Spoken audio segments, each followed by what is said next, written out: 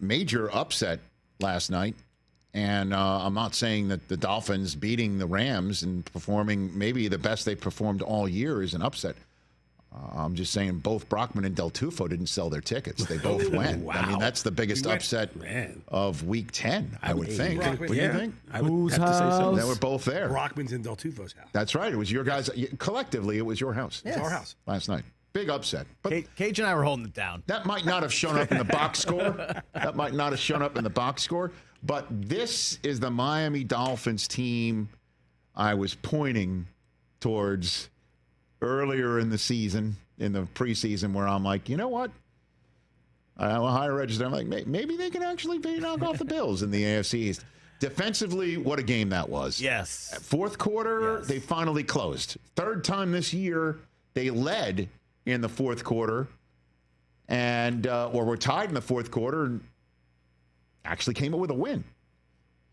3 of their 6 losses included fourth quarter leads or a moment in which they were tied with their opponent. Yeah, and they're so close to a 3-game winning streak right now. They are. And Tua's return. Had they not had that unfortunate snap for a safety against Arizona when Tua returned, and we all know how well Tua played against the Bills, and now last night came out, drove right down the field on the second time they started a game with a touchdown on offense. Can't believe there's that. How about Tyreek Hill and Waddle having 2 touchdowns combined going into that game? Did you also, and also, let's give it up for the big fella. One of my favorite humans that I have met in my 20-plus years with NFL Network. Balling out. Game wrecker, Calais Campbell. Yep. You refer to him as, 90 million year veteran or Walter Payton Man of the Year, Calais Campbell.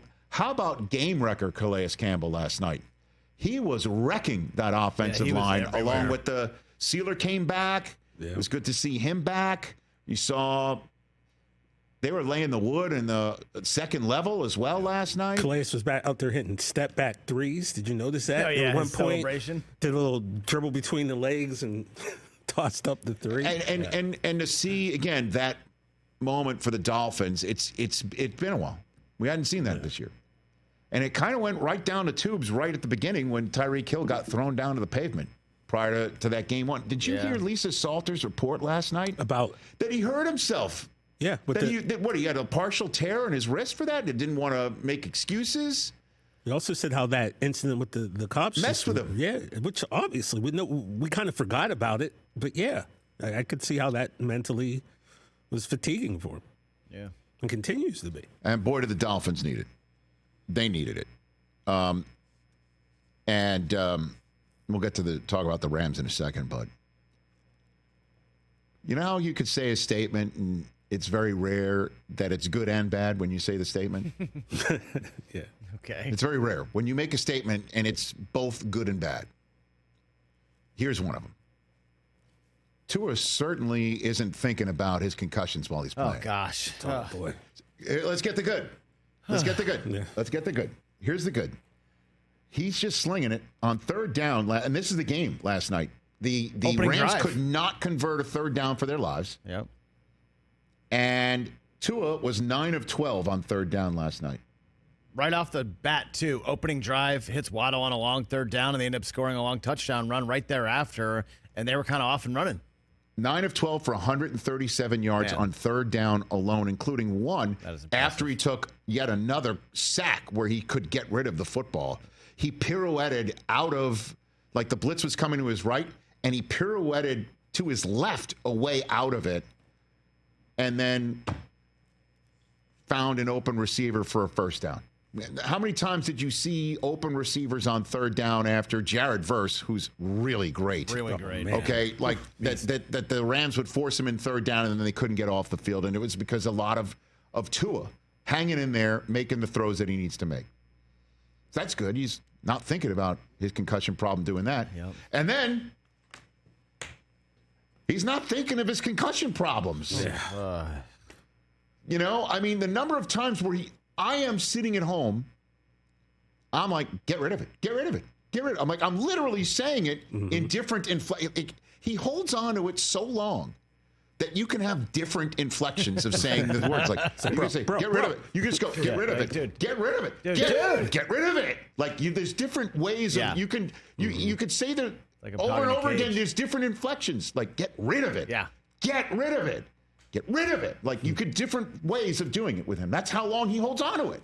And then after he throws an interception, bro, can we not try and make a tackle? You don't need to be in on the tackle. And put your head in it? Get away. Let somebody else do it. Like that's when you're like, bro, what are you doing? What are you doing? I mean, look, instinct takes over. Well, he was asked about that moment last night. Yeah, I feel good. Everything's good. I went up to that dude that intercepted me and asked him, like, bro, you couldn't just like ran out of bounds or like cut back. It was like you seen me and I seen you. Like you wanted to just run me over. He told me after the game he's like there's no room there, like there was nowhere else to go. So you know he got to do what he got to do to help his team win games, and you know, I wasn't planning on using my head to go hit him. Stuck So your shoulders down there, but I guess his leg kind of did kick like the side of your head. You never felt any ill effects from it? nah, I didn't feel any of that. That was pretty bad tackling for him though. That was pretty terrible. Man, I'm glad he can laugh about it. I'm not. Right. I'm not laughing about it. Sitting definitely at not home. laughing. I'm not laughing about it. And hey, it's his body, his head, his career. Just to let somebody else make. It's not worth it. away, It's get not away. worth it. There were three. Just get away. Run away. Like the old Monty Python line. Run away. Yeah, we're not going to hold it against you. I'm not. You know. Would you? Would anybody sit there and No. go, he's turning down? He's turning down. And, I mean, anything save of like that would have won the game, and that was the game-saving tackle. Which, Super Bowl. That's yeah, it. that's it. Other than That's that, it. like, come on.